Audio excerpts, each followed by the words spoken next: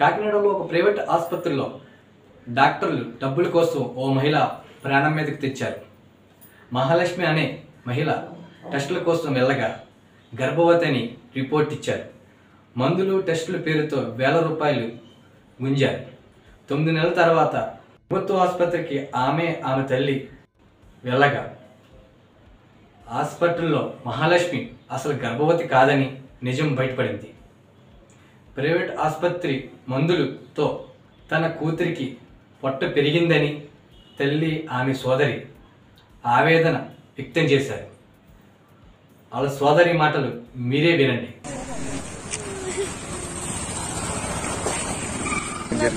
మీ అందరికీ నమస్కారం అండి. నా పేరు నిర్మలాదేవి. మాది గోకవరం అండి. మా బావగారు వాళ్ళది యానం అండి.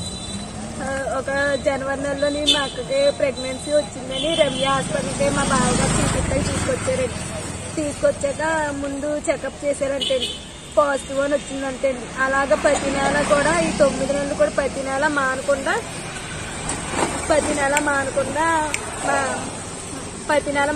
మా అక్కని చెకప్ తీసుకొస్తానే ఉన్నారండి.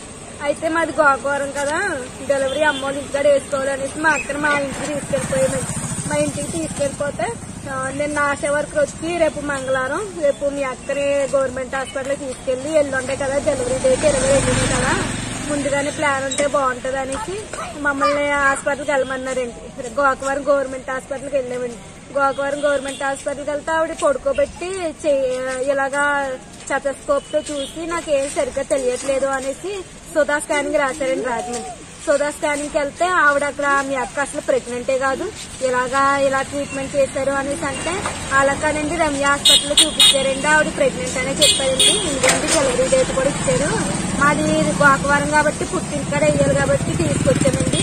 అక్కడ ఆవిడకి సరిగ్గా తెలియట్లేదని మమ్మల్ని స్కానింగ్ వేద్దామని తీసుకొచ్చామండి. అంటే అదేటో రమ్య హాస్పిటల్ వెళ్ళి అడిగన్నారండి. ఇక్కడికి వచ్చాక మేడం గారి దగ్గరికి తీసుకెళ్ళామండి. మేడం గారు అన్నారు, అమ్మా మీది దూరం అంటున్నావు కదా, ఈ రోజు జాయిన్ అయిపోయింది ఎల్లుండి డెలివరీ చేసేస్తాను అంటున్నారండి. బేబీ కడుపులో లేకపోయినా డెలివరీ చేసేస్తామని అన్నారండి. అయితే మేము ఇంతకు ముందు అదేంటా తీయించాం కదండి స్కానింగ్, అందులోని మళ్ళీ స్కానింగ్ చేస్తే ఇప్పుడు రమ్య స్కానింగ్ రాశారండి. మళ్ళీ స్కానింగ్ రాస్తా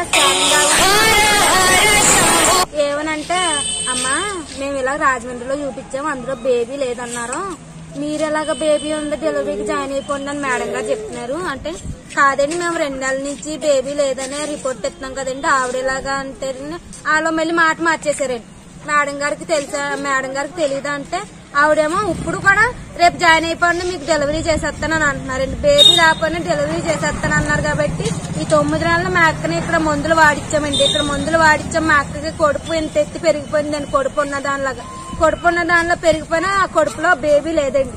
బేబీ ఉందని డ్రామా ఆడారు కాబట్టి మా బేబీ మాకు కావాలండి. మా అక్కని ఇన్ని రోజులు ఏమి ఇచ్చారు కాబట్టి మా అక్కకి న్యాయం జరగాలండి. మాకు బేబీ కావాలండి. అంతేనండి.